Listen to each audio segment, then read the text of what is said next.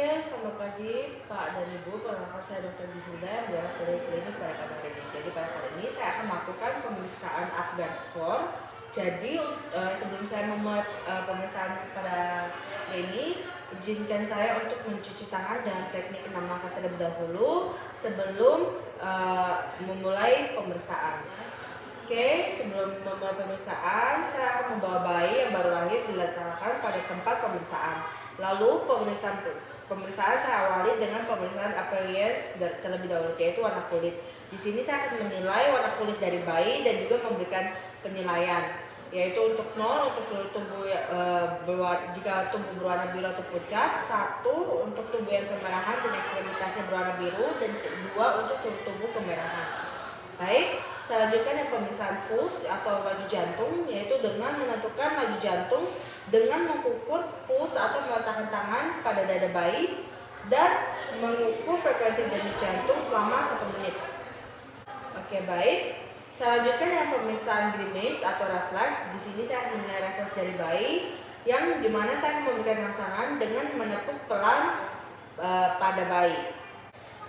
Oke, berikutnya selanjutnya dengan pemeriksaan activity atau tonus otot. Jadi di sini saya akan menilai aktivitas tonus otot dan juga melihat gerakan dari bayi.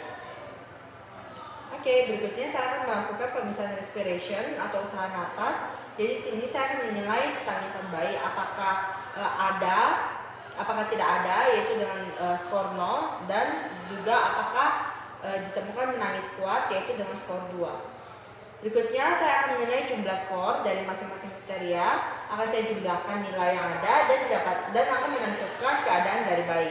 Untuk hasilnya, jika hasil skornya itu di atas 7, kurang lebih 7-9, itu artinya tidak asfiksia. Tapi jika hasilnya di bawah 3, berarti kemungkinan besar bayi asfiksia berat. Oke, berikutnya saya lanjutkan dengan pemeriksaan bayi baru lahir. Di sini seperti sebelumnya, saya akan melakukan cuci tangan terlebih dahulu dan saya akan menggunakan sarung tangan yang bersih. Oke, saya awali dengan menjaga suhu bayi dan juga lingkungan dalam keadaan sehat. Di sini saya akan menggunakan lampu sorot untuk menghangatkan bayi dengan jarak lampu sorot dengan bayi kurang lebih 60 cm.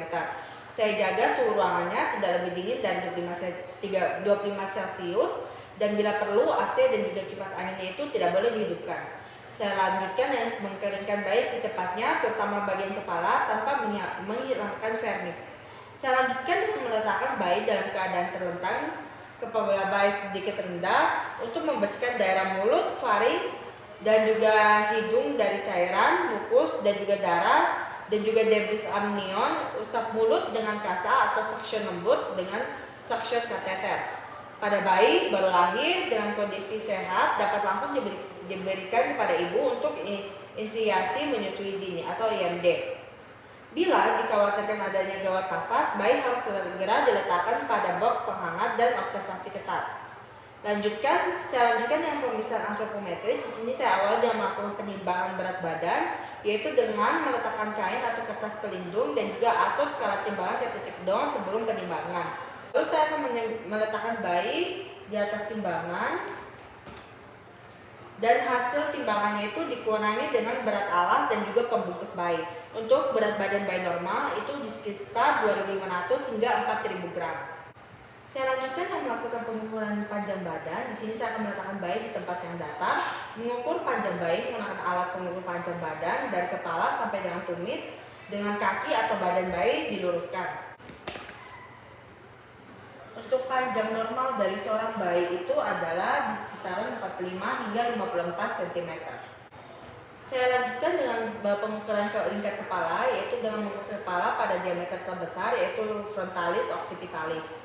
Di sini saya akan menggunakan meteran, dan di sini jika terdapat kaput subsidium dapat dilakukan pada hari kedua atau hari ketiga.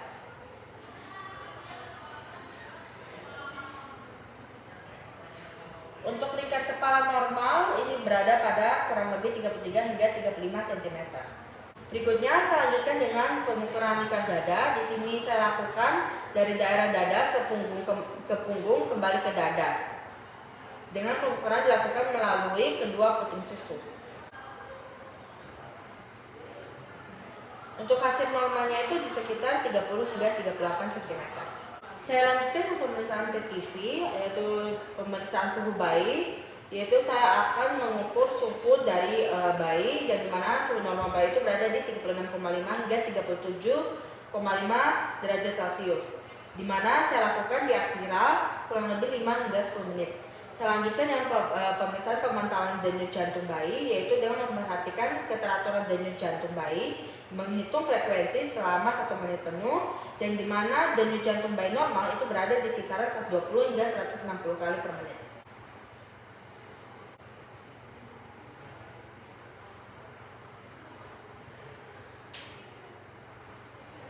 Berikutnya saya akan melakukan pemantauan pernafasan bayi, yaitu di sini saya akan menghitung pernafasan bayi selama 1 menit penuh dan memantau apakah adanya apnea dan mendengarkan suara nafas.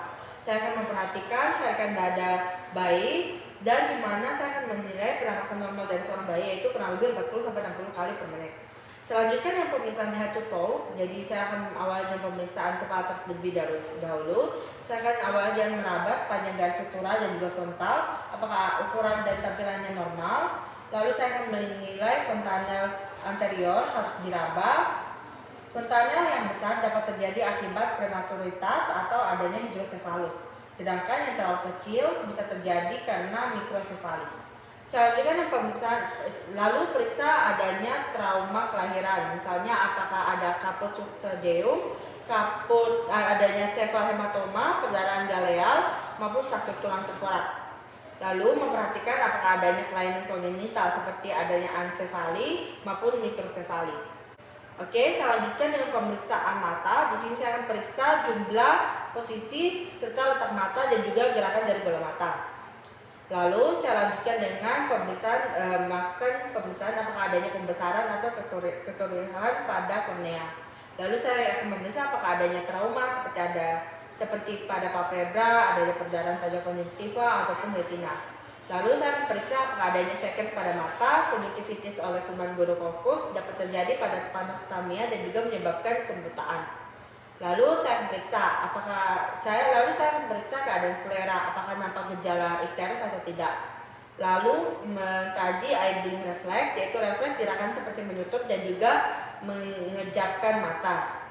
Jika bayi terkena sinar atau hembusan angin, matanya akan menutup atau mengejap matanya. Lalu saya akan melakukan pemeriksaan telinga. Di sini saya akan periksa dan memastikan jumlahnya, juga beserta bentuk dan juga posisi telinga simetris atau tidak. Lalu pada bayi yang cukup bulan itu tulang rawannya itu sudah matang. Jadi daun telinganya itu harus berbentuk sempurna dengan lengkungan yang jelas dan lengkungan yang jelas, yang dimana di bagian atasnya itu terdapat lengkungan yang jelas. Lalu saya akan memperhatikan letak daun telinga. Daun telinga yang letaknya rendah atau low set ears itu terdapat pada bayi yang mengalami sindrom tertentu. Contohnya itu Pierre-Robin sequence. Lalu saya akan periksa bagian hidung.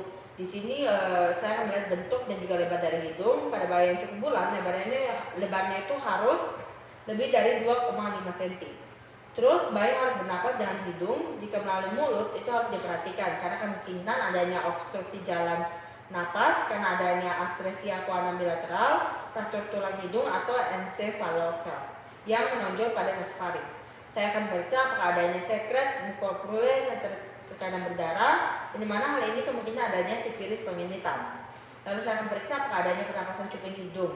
Jika cuping hidung mengembang menunjukkan adanya gangguan pernapasan. Lalu melihat pemeriksaan bibir dan juga mulut. Jadi sini saya mengkaji bentuk dari bibir apakah simetris atau tidak, daerah langit-langit mulut dan juga bibir jika adanya bibir sumbi. Terus saya akan memperhatikan juga jika adanya bercak putih pada gusi maupun palatum atau tidak. Saya akan mengkaji refleks rooting, yaitu mencari puting susu. Di sini juga saya akan mengkaji refleks sucking atau menghisap dan juga refleks swallowing atau menelan. Lalu saya akan melakukan pemeriksaan leher. Di sini saya akan melihat leher bayi apakah biasanya pendek. Leher bayi yang biasanya pendek itu harus diperiksa kesimetrisannya. Lalu pergerakannya juga harus baik. Jika misalnya terdapat keterbatasan pergerakan, kemungkinan adanya kelainan tulang leher. Lalu saya akan melakukan pemeriksaan dada. Di sini akan periksa kesimetrisan dari gerakan dada ketika bernapas. Pernapasan yang normal itu di dada dan juga abdomen itu bergerak secara bersamaan. Dan juga tarikan sternum atau interkostal pada saat bernapas itu perlu diperhatikan. Lalu pada bayi yang cukup bulan itu putih susunya itu sudah terbentuk dengan baik dan juga tanpa simetris, dan juga cek pengeluarannya. Terus payudaranya itu dapat tampak membesar tetap ini pada bayi normal. Lalu saya memeriksa bahu, lengan, dan juga tangan. Jadi kedua tangan lengan itu harus sama panjang. Periksa dengan cara meluruskan kedua lengan ke bawah. Periksa jumlah jari. Perhatikan adanya polidaktil atau sindaktil. Lalu telapak tangan juga harus dapat terbuka. Garis tangan yang hanya satu buah itu berkaitan dengan abnormalitas kromosom, misalnya pada trisomi 1. Lalu saya mengkaji refleks Moro dan juga kemungkinan adanya fraktur pada bayi atau tidak. Terus mengkaji refleks palmar atau menggenggam. Terus lanjut saya melakukan pemeriksaan abdomen. Jadi saya mengamati tali pusat yang terdapat 2 arteri dan juga 1 vena, melakukan observasi pergerakan abdomen tampak bulat dan bergerak serentak dengan pergerakan dada saat bernapas. Terus raba abdomen untuk memeriksa adanya massa. Lalu saya melihat dan juga meraba bentuk dari abdomen, apakah adanya massa abnormal, bentuk perut yang sangat cekung maupun yang lainnya. Selanjutnya dalam memeriksa genitalia untuk laki-laki maupun bayi perempuan. Untuk bayi laki-laki itu panjang penis kurang lebih 3 hingga 4 cm dan juga lebarnya itu kurang lebih 1 sampai 1,5 cm. Lalu memeriksa posisi lubang jarum uretranya. Terus yang normalnya itu lubang uretra berada pada ujung penis. Lalu memeriksa preposium yang dimana tidak boleh ditarik karena akan menyebabkan fimosis. Lalu saya akan memeriksa untuk yang genital perempuan, itu saya akan melihat labia mayoranya telah menutupi labia minora atau belum. Terus memastikan lubang uretranya terpisah dengan lubang vagina dan lalu saya akan memeriksa tungkai dan juga kakinya, melihat kesimetris tungkai dan kaki, memeriksa panjang kedua kaki dan meluruskan keduanya dan membandingkan. Lalu saya akan mengkaji refleks Babinski, yaitu dengan mengusap atau menekan bagian menonjol dari dasar jari di telapak kaki bayi ke atas dengan jari-jari yang membuka. Selanjutnya yang pemeriksaan spinal atau punggung, ini dengan cara menelungkupkan bayi dan cari adanya tanda-tanda abnormalitas seperti adanya spina bifida, pembengkakan, adanya lesung atau bercak kecil rambut yang dapat menunjukkan adanya abnormalitas medula spinalis atau kolumna vertebra. Lalu saya memeriksa anus dan juga rektum untuk melihat apakah adanya kelainan atresia ani ataupun yang lainnya. Selanjutnya yang memeriksa kulit. Di sini saya melihat melihat warna, ruang pembengkakan dan juga tanda-tanda infeksi. Saya akan melihat apakah adanya bercak atau tanda lahir, terus memperhatikan vernix caseosa. Lalu saya melakukan injeksi vitamin K yaitu 1 mg secara intramuskular. Dengan juga pengambilan darah untuk newborn screening untuk hemoglobin, golongan darah, hematokrit, gula darah dan juga bilirubin, dan melakukan hearing impairment screening. Lalu berikutnya saya akan menjelaskan kepada orang tua hasil pemeriksaan dan memberinya konseling. Jika sudah, saya akan membersihkan alat-alat dan bahan yang akan digunakan. Saya akan melepaskan sarung tangan, mencuci tangan, dan mendokumentasikan tindakan yang telah saya lakukan. Lanjutkan dengan pemeriksaan bowel sport. Jadi di sini saya akan awali dengan cuci tangan langkah lagi, yaitu menggunakan sabun dan juga air mengalir dan menggunakan tisu untuk mengeringkan. Lalu yang bayi yang baru lahir akan diletakkan pada tempat pemeriksaan. Saya awali dengan penilaian maturitas neuromuskular, yaitu awal dari postur, yaitu bayi ditetapkan terlentang dan pemeriksaan menunggu sampai bayi tenang. Di sini saya akan menilai postur dari bayi. Oke, selanjutnya dengan pemeriksaan jendela siku, jadi tangan fleksi pada pergelangan dan juga diberi cukup tekanan untuk mendapatkan posisi sefleksi mungkin. Di sini saya akan ukur dan nilai sudut antara eminensia hipotena dan juga bagian anterior lengan bawah. Dan dimana di sini saya tidak boleh memutar pergelangan tangan. Oke, selanjutnya dengan recoil lengan, di sini saya akan memegang kedua tangan dari bayi dan memfleksikan bagian bawah sejauh mungkin dalam 5 detik. Lalu saya akan merentangkan kedua lengan bayi dan melepaskan. Saya akan amati reaksi bayi saat dilepaskan dan memberikan skor. Selanjutnya yang pemeriksaan sudut poplitea. Di sini bayinya diposisikan terlentang, kemudian paha ditempatkan ngebut di perut bayi dengan lutut terkekuk penuh. Lalu saya lanjutkan yang pemeriksaan tanda shawl. Jadi bayi dibaringkan terlentang dan pemeriksaan mengarahkan kepala bayi ke garis tengah dari tubuh. Lalu dorong tangan bayi melalui dada ke bagian atas dan satu tangan dan ibu jari dari tangan sisi lain pemeriksa diletakkan pada siku bayi. Siku dapat diangkat melewati badan, namun kedua bahu harus tetap menempel di permukaan meja, dan juga kepala tetap lurus. Lalu saya mengamati posisi siku pada dada bayi. Oke, saya lanjutkan yang pemeriksaan perasat tumit telinga. Jadi posisi bayi dalam keadaan terentang, lalu pegang kaki bayi dengan ibu jari dan juga telunjuk. Tarik sedekat mungkin dengan kepala tanpa memaksa.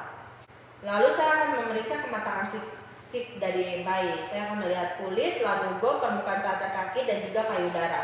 Selain itu saya juga akan memeriksa bagian mata dan juga daun telinga. Memeriksa daun telinga dan juga melakukan palpasi ketebalan kartilago dan meliputi daun telinga ke arah wajah, kemudian lepaskan dan mengamati kecepatan tebalnya daun telinga ketika dilepaskan seperti semula. Saya akan memeriksa alat kelamin, baik kelamin laki-laki maupun kelamin perempuan, dan juga akan memberikan nilai. Lalu saya akan menjumlahkan semua skor dan menentukan usia dari kehamilan itu pada hasil dari interpretasi.